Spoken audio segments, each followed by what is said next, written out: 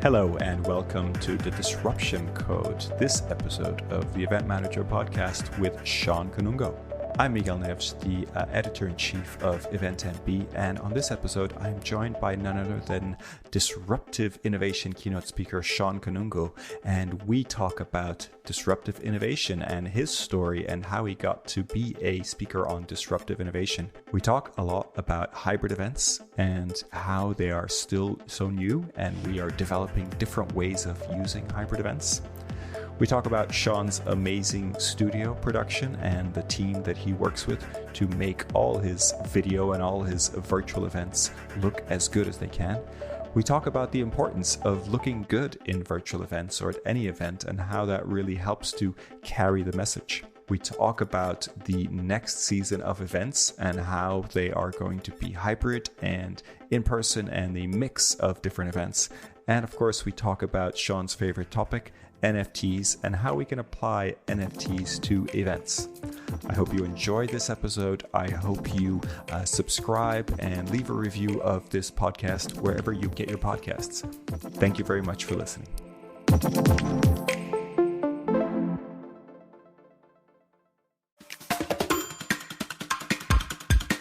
Welcome, everyone. My name is Miguel Neves, editor-in-chief of EventMB, and I'm joined by none other than Shawn Kanungo. Shawn, thank you so much for joining us today. Well, thank you so much for having me. This is an honor and a pleasure. And, you know, if you've gone this far on the podcast, I just recommend that you give him a rating, a review, subscribe on Spotify or Apple or wherever you are, because I think what you're doing is pulling together some really great event strategists and thought leaders in this space, thinking about the future. And so I've been enjoying diving into all of them, and you're doing such a great job. So there you go. Thank you very much. Thank you for being a listener and for recommending to your audience. I think it's always great. So, we've met, I don't know, maybe a couple of years ago, maybe online, but tell me a little bit about who is Shawn Kanungo? Give us an introduction in your own words of who you are and what you're all about. Yeah. So, people call me a disruption strategist or innovation strategist. That's what I'm really passionate about I spent 12 years at Deloitte, really on the strategy innovation side, helping organizations with figuring out how can they navigate disruption. Left them in 2018, and on my own, advising corporate executives and organizations on disruption. Being part of a number of different ventures, which we're trying to scale up in the innovation technology space. And to me, I live and breathe technology, innovation, thinking about what's next, thinking about the future. I obviously speak on this topic a lot as well. And, that's a little bit about me. I think at the end of the day, when people, if people don't know me, I'm describing myself, but I think for most people that are on the internet, or they see me online, or they've heard about me, they know me as the disruption guy. I've taken that word, and I'll just take it to when I die, I guess, Miguel. Well, it's important to have a kind of branding that you kind of stick to, right? I think it's, I always say that when I meet someone, it's important to give them one thing that they can kind of remember me by. I'm not going to be able to tell them my life story. They're not going to remember all the details. So usually I stick to something around like, I'm Portuguese. And I used to do a lot of work on social media. So I'm the social media guy from Portugal. And I feel like if they can remember those things, then at least anytime they think of Portugal or social media, they'll think of me. And I think, if you as the disruption guy, that makes a lot of sense. When they think about disruption or kind of innovation, then they may think of you, which I think is in terms of branding. When it comes to speaking as well, like people, when people ask me, can you speak on diversity, inclusion? Can you speak on leadership or sales? Or I'm like, I don't know anything about those things. I only know this one topic, which is around disruptive innovation. And I agree with you. I think niching down and being known for something is really important. I do think that there is room to evolve and grow and be involved in other things, but it does help to be known for one particular thing. For sure. Now, tell me a little bit about your kind of how would you define disruptive innovation? I think that's, obviously something you talk a lot about, but I'd be really interested to understand, is there a process? Is there a way to kind of incite disruptive innovation? Or is it because I kind of see people talk about this, and it's easy to shout out the Uber examples and the Airbnb examples and go like, look, these companies did disruptive innovation. Like, I get it, but is there a way to maybe not guarantee, but to start us off, for a company that wants to invest in being disruptive? Like, where do they start? Like, what kind of conversation should they be having? Yeah, I mean, I think that's a great question. It's very difficult to be a disruptor. It's probably one of the most difficult things to do. Most people try to be a disruptor, but it requires you to be courageous and to step outside of your comfort zone and challenge the status quo. To me, to define disruption very clearly, it's somebody that comes into a space and fundamentally changes the status quo. It's somebody that is doing something so radical that it changes the trajectory of not only that organization, but potentially the entire industry. I think that is what disruption means. I think what people get wrong when it comes to innovation or disruption, because people throw those words around like all the time. I think innovation can be not only just technology; it could be about product or processes or your channels, your workforce, your talent, your customer experience. It can be all these different things, but it can also be very incremental. And at the same time, it can be very disruptive.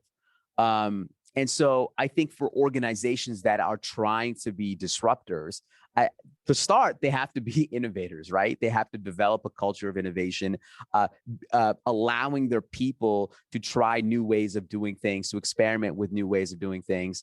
And then ultimately, by finding experiments that work, then you can actually start challenging the status quo, bringing those experiments inside of your organization that reject sort of the immune system, and those things become sort of your new core. I think that is the way sort of being a start to be disruptive. It's very difficult to do, but I think it's what every organization should strive to do is ultimately continuously try to disrupt themselves.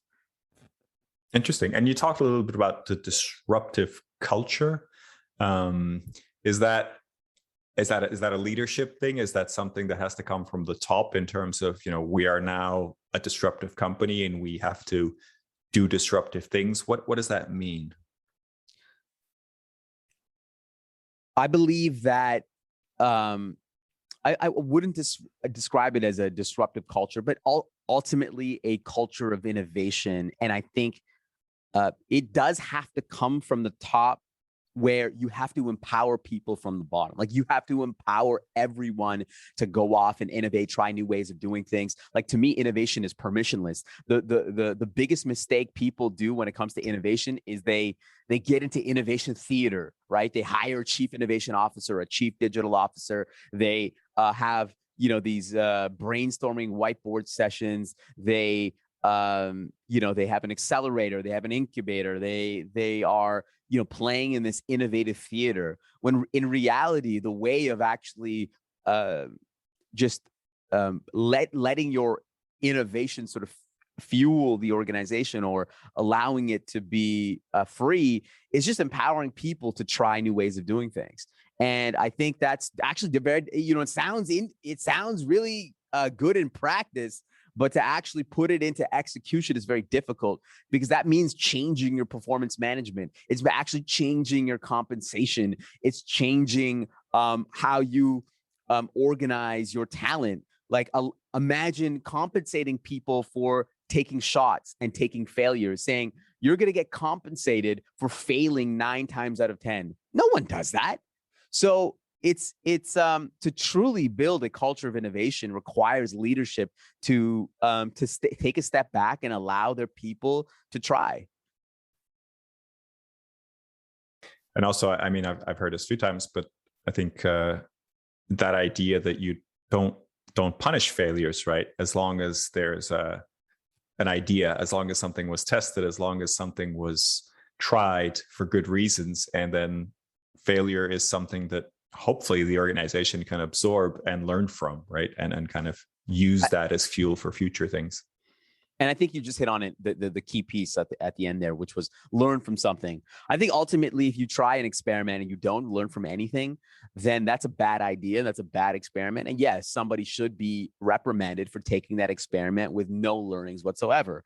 So I think we can't just experiment for the sake of experimenting. We need to learn and build on top of it. And if we're not, it's not a good experiment.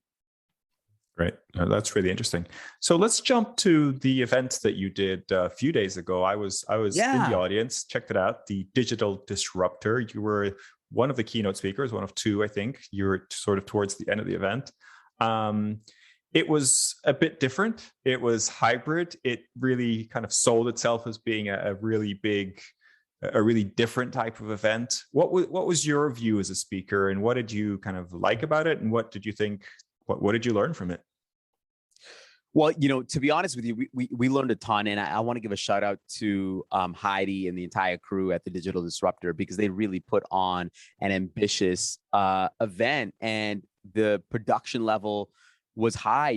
In Stavanger, Norway, multiple cameras with their particular audience, and obviously getting some really great speakers like Duncan.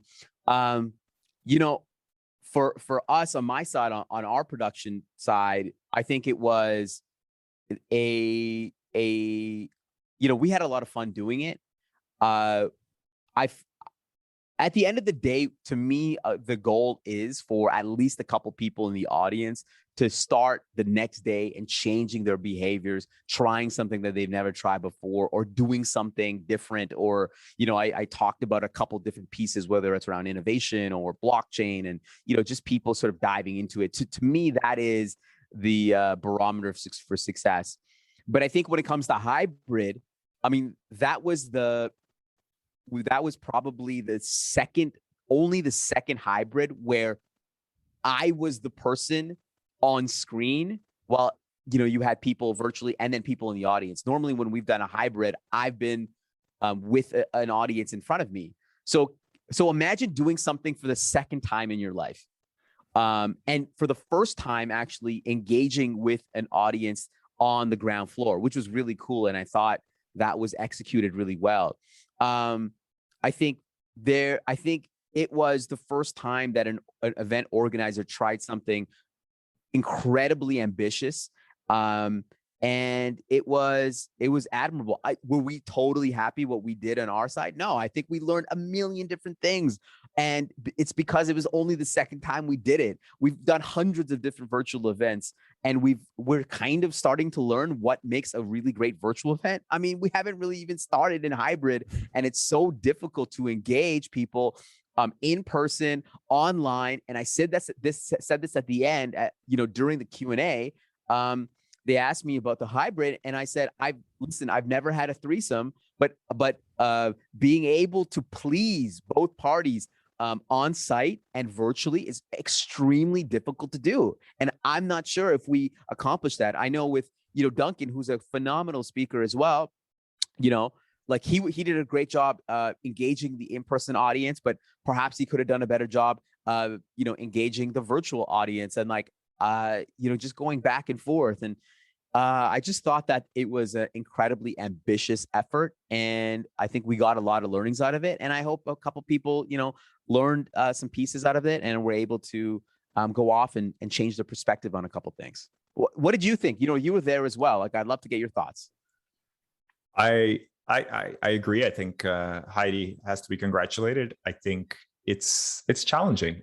I think especially being a keynote speaker remotely to a hybrid audience, I think it probably would have been slightly different if you had an audience where you were. Absolutely. So if you were speaking from a sort of hub, then you have the people's energy to feed from, right? And you have people in front of you, and you have that action, and that has a certain energy around it. When you're doing it remotely, like you said, we're just learning how to do this. If you were doing it to a virtual audience, you've kind of figured that out, right? You when you're focusing on the virtual audience, Maybe it's the chat, maybe it's the Q&A, whatever it is that you're kind of pulling out of the virtual audience. That makes a lot of sense.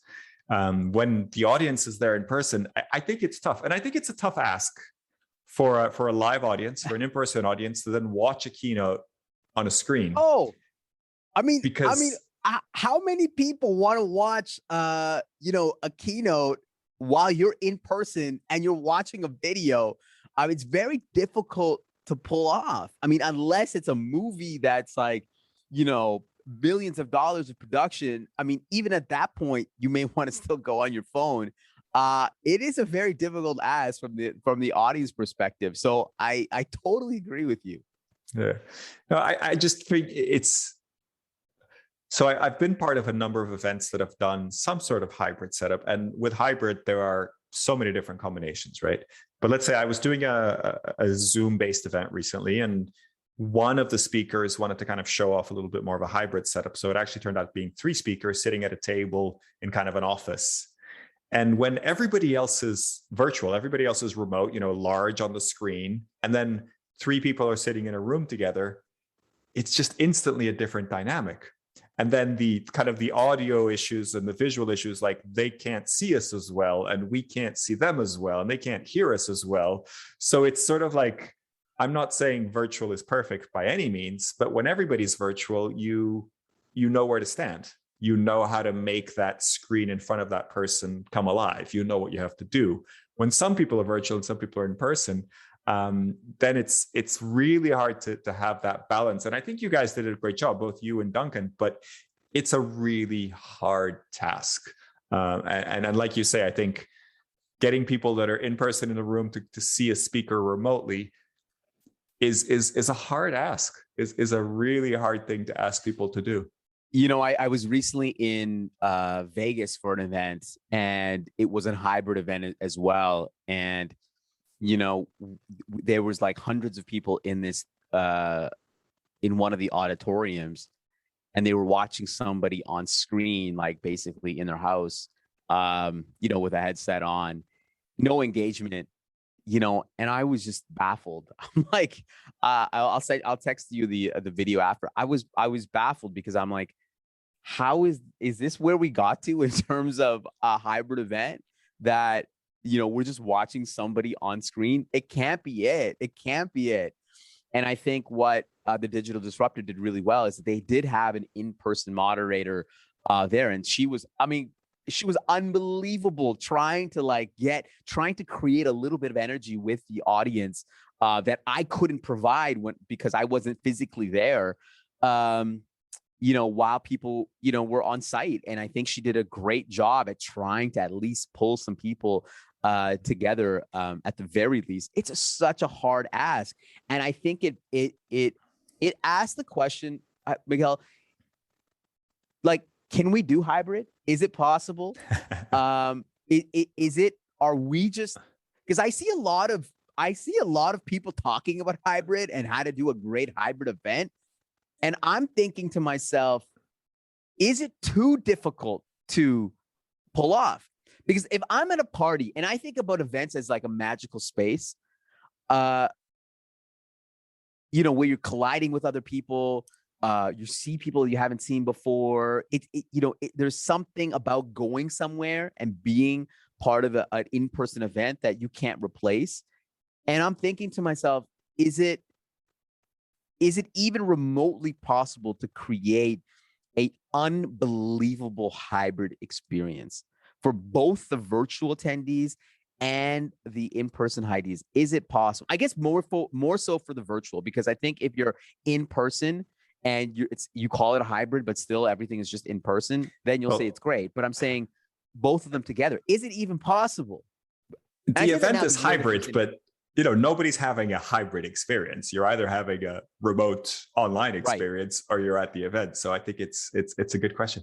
Yeah, and I was kind of thinking, first of all, with the Digital Disruptor, Norwegians are not known to be super participative at events, right? I mean, they're not. I think the Finns have even a worse reputation when it comes to that. But it's not an audience that's like ready to jump on stage and ask questions. Yeah. So that's a tough ask even for a live event.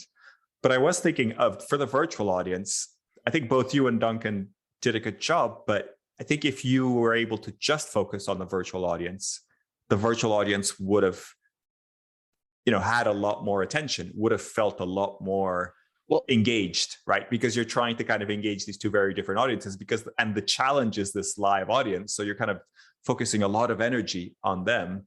And I think if I was remote and you were remote and there was no live audience, I would feel much more like you were taking care of me more than taking care of the people that were in Norway, right? I think it's impossible to figure out how much attention you should place on each audience. And I think this is the first mistake that we made. This was the biggest insight that I had when we ran our first hybrid event, when I had an in-person audience with me.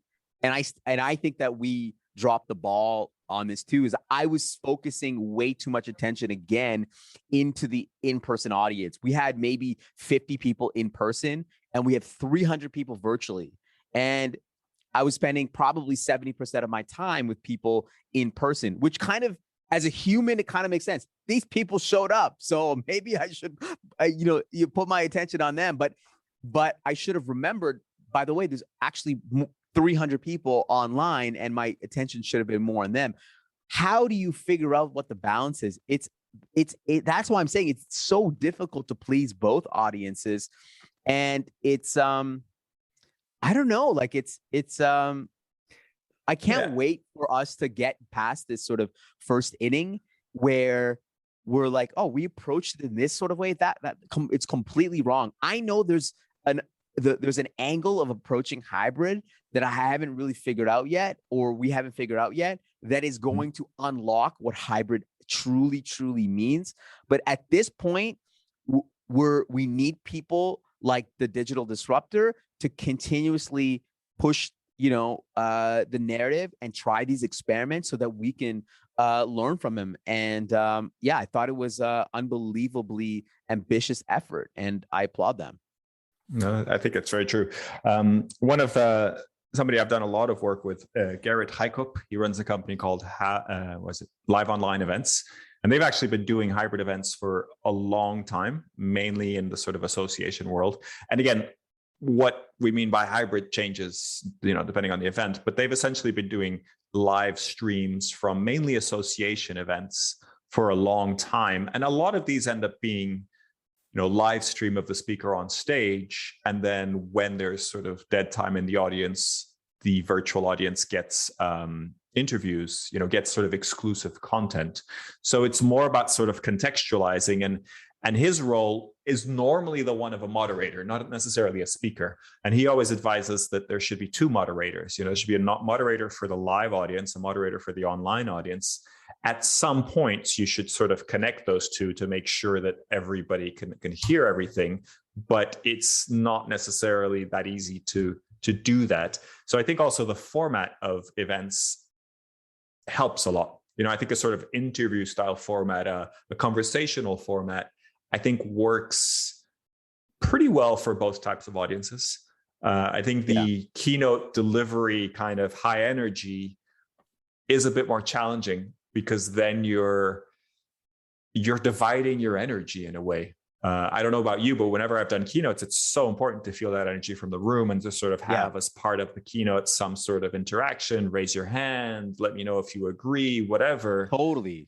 And if you're getting those signals in very different formats, it's so hard to really understand like what's resonating with which audience. So I think the formatting may be part of the solution, or at least acknowledging what works well in one format and what doesn't work so well, and sort of navigating it in that sense. Yeah, it's interesting that, it's all energy based, right? So when you're doing it, first of all, when you're doing something virtually, you don't feel any energy. So you're just kind of running blind, similar to hybrid. But when you're doing a hybrid and there's an in-person audience in front of you, I think part of the reason why you tend to focus a little bit more on the in-person audience is that's who's giving you energy. So you naturally try to gravitate yourself to the in-person audience. And yeah, it's a very difficult thing to manage. And I think we learned a million things from this. and I was kind of nervous with Dunkin's because I know the thing froze a couple times, and I was like, okay, I and I felt for Dunkin' because sometimes, as a presenter, you have a narrative that you want to share and continue on, and when something's broken, in between, and I think that happened to us too. You kind of lose, you kind of, it's like watching a movie and you lose like part of it. You're kind of like, should I keep watching this? So I know for me that's a big part too. So lots of learnings. Yeah. I like how you put it, that you need to get the reps in, right? You need to kind of keep practicing until you figure it all out. Yeah. How many people have done, 100 truly hybrid events where you're engaging both audiences at the same time? I don't think there's anybody in the world that has done this yet. Yeah, there's people that have been running hybrid a long time before the pandemic, but not really sort of engaging people, this in both ways. I have never seen it happen. And I think we're just in a new land, new world. Check out Garrett. I think you'll find some interesting stuff there, but his stuff is, because it's very much for associations, it's not something that's in the public eye normally, but I would definitely suggest checking him out. I think they've done a lot of work and figured at least some of this stuff out.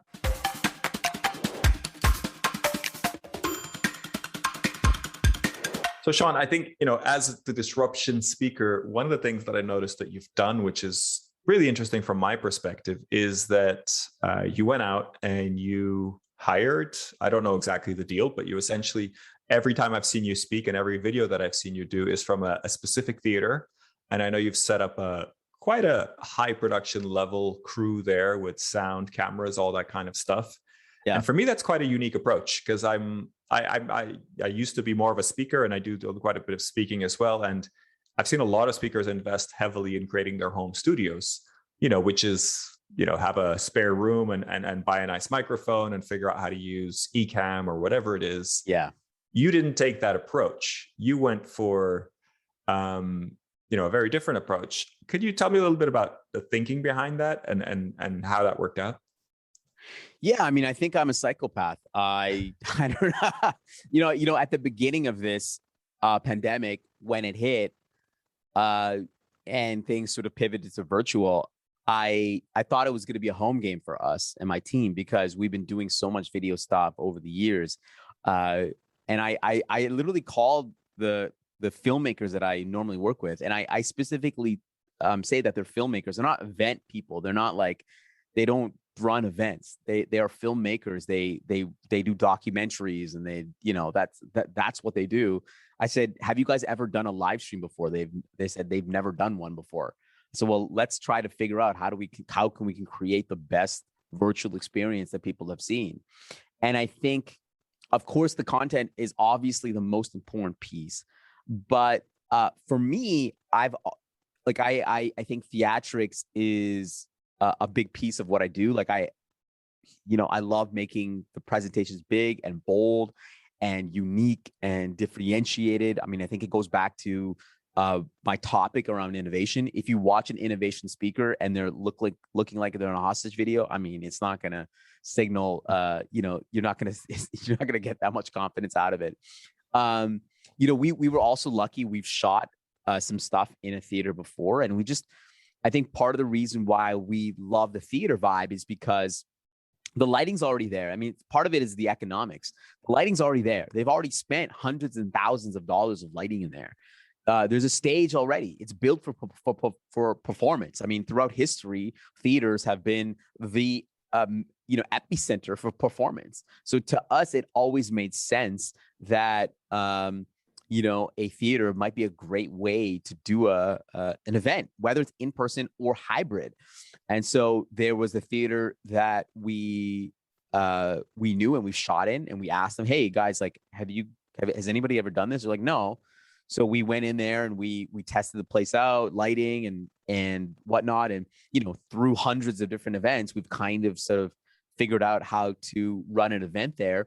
And we just thought that would be an optimal place to run a event. And since then, we've been able to work in other theaters. In the theater that you saw us in, Digital Disruptor, I mean, that's probably the 5th time that we've been in there, because the theater that we were previously at, they're renovating. So, and by the way, we've opened up to other theaters across, our city that we've we have a pick of, 5-6 theaters that we can go to, because everyone now has a strong internet connection. And I think the most important thing is, in my presentations, I talk about this idea of costly signaling. It's this idea that by putting in perceived effort, it can actually result in greater value and meaning to the end client or end customer or the end viewer. Meaning, if it looks like you put a lot of effort into something, the message is going to translate a little bit more. It goes back to the irrational side of human beings. If it looks like I put a lot of effort customizing a presentation for you, you're naturally going to be a little bit more in tune, you're going to pay attention a little bit more, because why would somebody do all of this just for this hour presentation on Zoom while you're eating lunch? It makes zero sense. But that's what costly signaling is all about. It's like, how can you make things more magical and meaningful and memorable? And to me, like, putting an extraordinary amount of effort actually translates into a better message. I mean, I could be delivering the same message that I am in my house, but for some reason, the fact that I'm in a theater, the fact that I'm with a production crew, it's going to land a little bit deeper. It makes no sense. Yeah, no, I think it all adds up nicely. But what I also thought was interesting is, you kept your crew, rather than sort of going home studio and doing everything yourself and figuring out how to, press a few buttons and change the slides behind you, which I think most speakers have done. You kept the crew, you kept people involved. You kept, hiring theaters out. Not that you necessarily hired theaters out before, but you kept the sort of ecosystem around you going. I don't know how intentional that was, but I have this fear that speakers are now going to go back to kind of speaking live and then going to want to do everything themselves because they're so used to this virtual environment where they had to figure out all this stuff. And I think it's interesting to kind of keep that team going. Like, it's not just you sitting in your home. I don't know if that was ever something that crossed your mind. I think for me, it's always been about how do you create the best experience possible? And I can't do that myself. I mean, I hate cameras and gadgets. And like, even though I'm the innovation guy, I don't want to deal with all the stuff that's involved in the audio and the video. And like, I don't want to deal with all of it. And I think having really great people around you will just make the product better. I mean, of course, there is a cost element to all of this, right? And of course, there's a cost to people helping you. Of course, there's a cost to, renting out a theater. But can you imagine the cost of having hundreds of people in an hour session? I mean, that's thousands of hundreds of thousands of millions of dollars of people wasting their time on you. So for any speaker that has that opportunity to engage people for an hour, I mean, take it seriously. Like, how much money is being wasted watching you? So you better put the time in. That's what I think. And so, yeah, I'm gonna continuously invest in having world-class people around me so that I look good. I think that's just important, and just showing up with high quality production.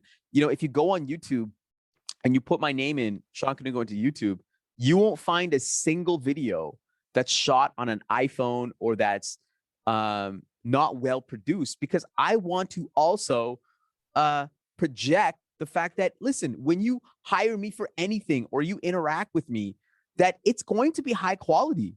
I showed up today with a podcast mic because I want this thing to sound crispy. Showing up with and showing your audience that you care is really important to me. I think that's a great message, and I think a lot of event people will agree with that. And I think it's easy to forget now that we've been to this kind of virtual only environment, and everybody's figured out ways to kind of save money and make events cheaper. It's like, there's a reason events are expensive. And I think if you want to invest in people, if you want to invest in delivering a strong message, there's a cost to that, but there's also a return on that investment, right? I'm sure your message would be awesome if you were doing it from your spare bedroom in your house, but the message that you send out as a disruptor from a theater with high production value is a stronger message, right? It delivers, it's more impactful. Yeah, it's in incrementally. Yeah, I don't know how much I haven't done the percentages, but I think it does at least change it a little bit. And by the way, it actually produces really better post production, right? So when we do something and now we're taking a clip and we're putting it out in the world, it actually looks nicer. Do you want to watch something afterwards that's, slightly, clip better and looks high quality? I think so. And so that was the other piece that I was thinking about was, how do you make it look good? That's why even in person, when I go to an in-person event, I still have a film crew with me. This is pre-pandemic and post-pandemic. I still have a film crew with me because I want to make sure that I have a really high quality shot of this content. So when afterwards, it looks high quality again afterwards. And I think that's a piece that we haven't really figured out in terms of events. But I want to ask you, why do you think, whether it's speakers or sort of event designers, why is it that we don't put the love into making things feel good and look good at the end of the day? Like, we should put our ultimate effort into it, but why don't we do that? Why do you think?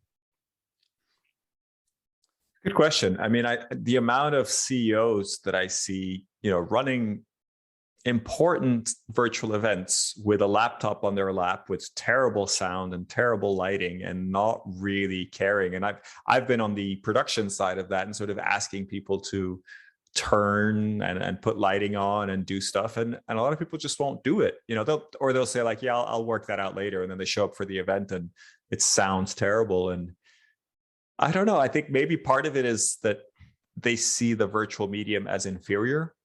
They would dress up and put a nice suit on and show up if they were doing a live event, but when they do it virtually, they don't feel it as impactful. And I think another part of it is we haven't done this long enough to demand it of them.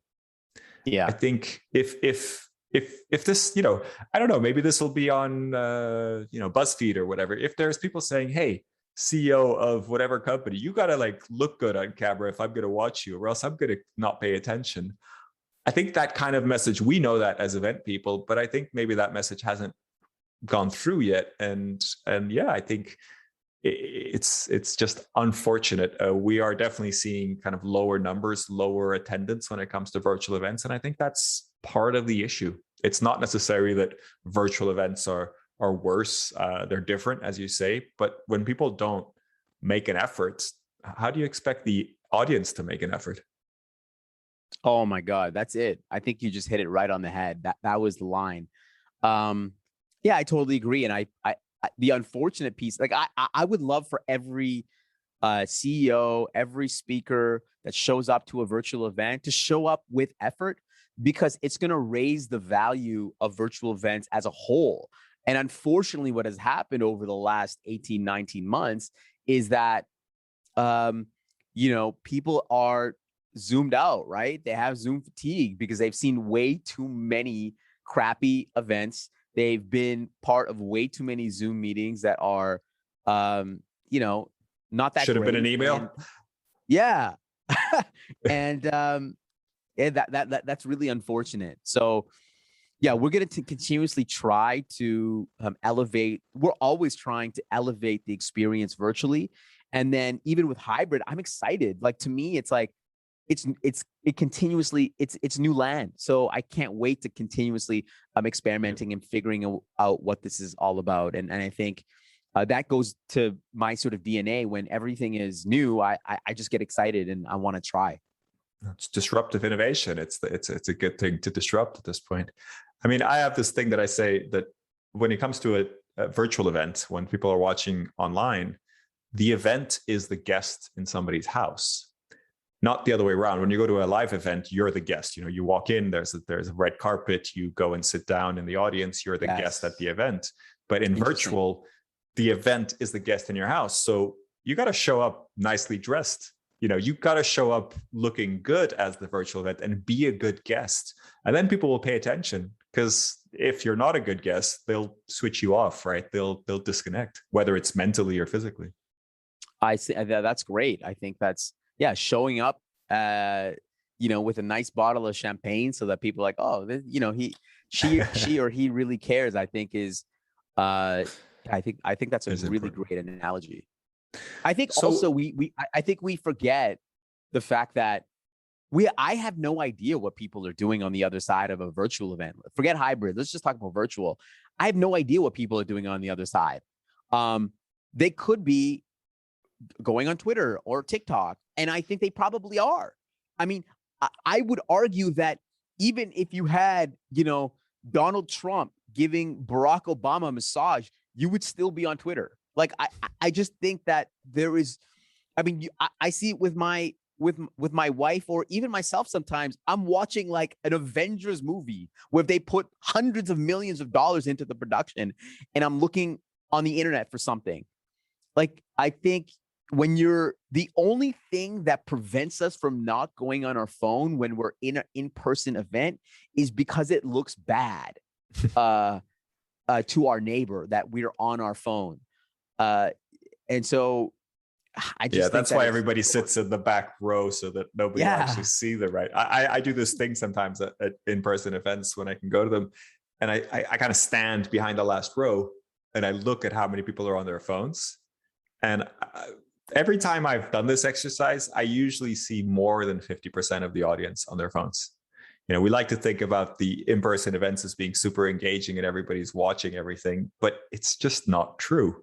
A lot of us are checked out, and hopefully they're on their phones because they're tweeting about the event. But I think that most are checking their emails and kind of getting sucked into the day-to-day that they're not able to do while they're, in sessions. And I think it's just natural.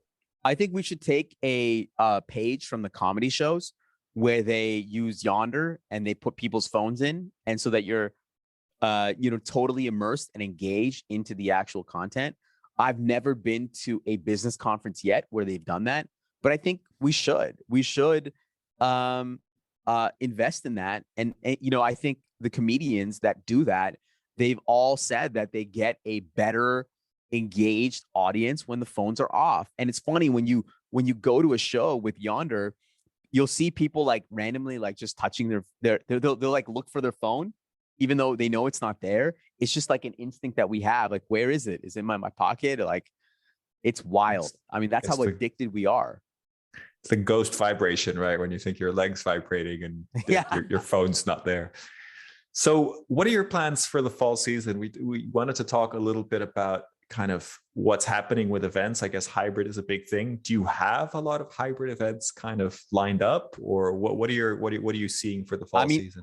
At this point, September is still all virtual. October, every week I am going somewhere. It's like a mix of in-person and virtual. I think most organizers are afraid of hybrid, and I think are trying to, avoid it. Or if they are, they're just kind of just only live streaming. They're not doing something as ambitious as what the digital disruptor are doing. But I think, it's a combination between virtual and in person. Obviously, I'd say 70% more virtual and 30% in person. And I think we'll see. I thought we would be done by now, so I'm not making any predictions about, where this pandemic is going to go. But I think you're going to see a lot more people try hybrid and investigate a little bit more of what that's going to look like in probably 2022. I think for most people, it's way too ambitious, and it's a lot of money, right? Being able to produce something that's high quality, a hybrid event that's high quality is very expensive to do. And I think most are afraid to do it right now. Yeah, that's pretty much what we're seeing as well. Want to make sure we have time to cover what I think is one of your favorite topics, which is NFTs. And I remember us talking about the last event. We mentioned it briefly, but I'm particularly, NFTs are a complex and also a bit controversial subject. I think a lot of people are seeing an opportunity to invest and get involved, and a lot of other people are just confused and not really sure what's happening. But I'm particularly interested in your views on NFTs for events, or how do they connect with kind of the event industry? And I know you had some sort of ideas around that. Maybe we could touch on that briefly. I honestly believe NFTs are a way of engaging an audience pre-event, post-event, during event. I think I had this great, and you can go on YouTube, I have an hour-long talk with An Nguyen about NFTs and events. And that was early in the game that we were exploring what the possibilities are. By the way, for those in the audience, NFT is a non-fungible token. It's essentially a digital collectible that you can get on, that's authenticated through the blockchain. And I think the greatest example, I did that video with Anne, and then a couple months later, Gary Vaynerchuk came out with a NFT project that's tied to events. And I think we have to give him a lot of credit, because I think he has paved the way for what an NFT in events actually means. What he did was he minted a number of different, characters that people could own and invest. And those tickets those collectibles are not only an asset that people can own and trade and whatnot, but they unlock tickets to an event for the next 3 years. And they also have other features, like you can get a FaceTime, or you can get, a copy of his book or whatever. Each of those characters or collectibles that people own have different attributes that you can get from Gary. And I think the interesting part is that it actually gives you the ticket to a potential event. And what he's done is not only he's changed the entire business model of events, he's changed the engagement of events. And I don't think anybody in the event industry is paying attention. And you got to give the guy credit, because he was the first one to truly create an NFT project that's related to events that was a big hit. I mean, this thing is worth, I don't know, $41 million right now. And people are trading. It's still a very highly touted NFT project. And I think it goes back to what events are. Events are supposed to be the epicenter for community. And NFTs are a great way of getting your audience to be an owner of the community, feeling like they own something as part of your community, whether you are, the dairy farmers of Netherlands, or you are, the orthodontist of New Jersey. Like, you can feel like you're part of the community by maybe even owning something. And there's lots of ideas on how NFTs can impact events, from ticketing to owning a moment within a particular conference, to minting different dynamic NFTs where something happens during an event and now you can own a piece of it. I think there's lots of elements that we should be exploring. And I think Gary Vee has paved an amazing trail for us. So you have a production team following you around all events. You create all these videos. When are those going to become NFTs? Well, I have minted a couple of NFTs. I think what Gary has, what I don't have, and I think what many organizations have and brands have, what they don't have, is they have attention, but they don't have community. And I think we should be when people talk about community, they throw it out so loosely, like community. I think when people talk about community, they're really actually just talking about attention. I think community is ultimately not about the brand or the organization, but it's about the people and the individuals as part of the community that are able to evangelize the product or the brand on their own, that they're having conversations on their own. And I think for most brands, they don't have that. They just have attention. I'm not so naive to know that I don't have a community. I have attention. I don't have community.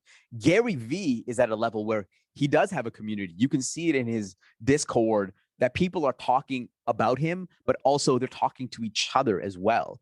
I would argue that you have great companies like Nike that are amazing and they can garner a lot of attention.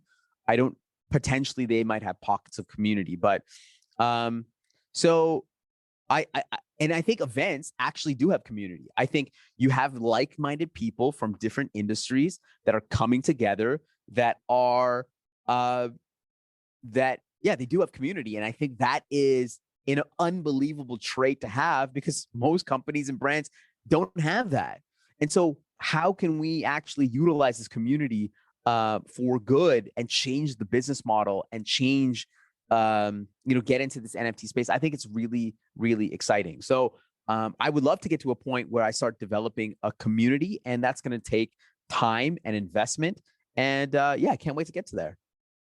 That sounds really interesting. Make sure I'm sure we'll see news of your NFTs as soon as they're minted or the community.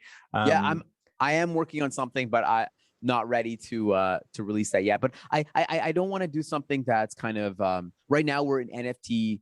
I would say NFT, fantasy land, where there's a lot of people buying, apes and rocks for millions of dollars. To me, I think I'm excited about giving really great utility for an NFT. I think Gary has done that. I think others have done that. And I want to do something like that, where it's not just something that you can own in your pocket, but it actually gives true utility. That sounds like a good way of looking at NFTs. And yeah, I've been following the Gary V, the VeeFriends NFT experience quite a bit. And I think there's parts of it that are really interesting. I think there's parts of it that are sort of like a voucher almost. Like if you buy the gold package, you get to speak to Gary or, in that kind of terms. And so, but I think there's elements of the NFT that are unique to NFTs, particularly if you're selling the NFT or if you're trading that kind of like secondary market. I think that's quite interesting, because you don't necessarily, I guess you could trade a voucher or a sponsorship of Gary V, but it would be a bit tricky. And with NFTs, it's sort of built into the way they work, as far as I understand. So that does make a lot of sense. Yeah, I think for many events, I'd say sporting events, if there's a secondary market, the team or the organizers don't get the cut from that royalty, right?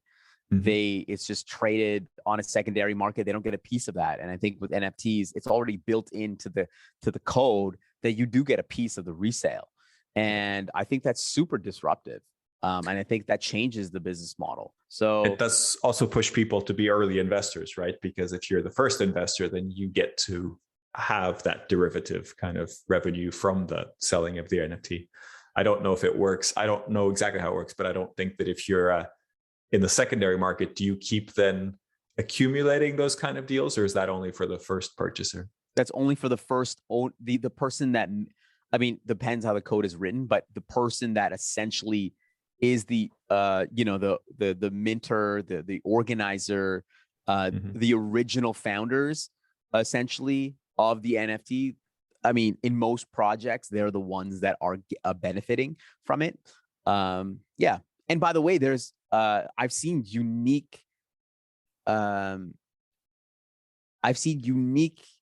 ways that people have used NFTs. So, for example, if you have an event and people share the event, then if you share the event and you share your sort of your address, your sort of Ether address, you can actually contribute. You can actually get compensated for sharing that event, which is really interesting. So you can actually have an event go viral and everyone being compensated for sharing that event. And you can only really do that through NFTs. And so it actually, what you're doing is you're trading likes and comments and shares into investment and ownership, which I think is probably where we're going with this. I think it's really exciting and disruptive. That sounds really interesting, and definitely a lot of potential there for communities and for events. I think it makes a lot of sense. Great talking to you, Shawn. As always, thank you for being on the podcast. I would like to ask you one last question, which is really about who we should invite next to be on the podcast. We'd love to just pick your brain and find a guest that you maybe would want to suggest that would be a good guest. And we're going to go back and kind of contact all these people and hopefully have them on the second or third series of the podcast.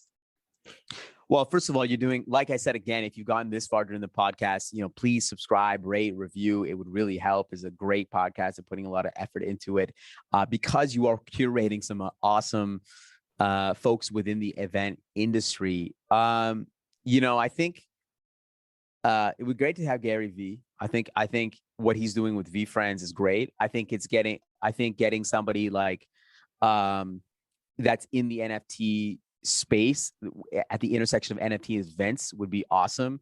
There's a guy named Rob Morrison. He's got a new company called NFT. It's called a Nifty Agency, which is really trying to work with brands and events in the NFT space. I think Anne would be great on the podcast as well. I mentioned her. I think there's a lot of people. I think that's what I would say. Yeah, I'll leave it those two people. Awesome. Those three Great people: suggestions. Gary, Rob, and yeah. I'm sure Gary gets about 1 million requests for being on podcasts, but hey, let's be 1,000,001, and you never know. Well, I think Shawn, thank you so much. It's around NFT and events. I think he might get excited about it. That might be, that's a good topic. At least it's a little bit different and maybe a little bit, like you said, I think he's doing something a little bit unique. So it'd be good to get his view on it on the podcast. Shawn, thank you so much. Everybody listening, like Shawn said, please rate, review, and let us know what you think about the podcast. Thank you for listening, and hopefully you'll join us again on the Event Manager podcast. Thank you. Thank you for listening to this edition of the Event Manager podcast. Please subscribe and rate the podcast wherever you get your podcasts. For the latest news and the best articles on technology and innovation in the event industry, head over to eventmb.com.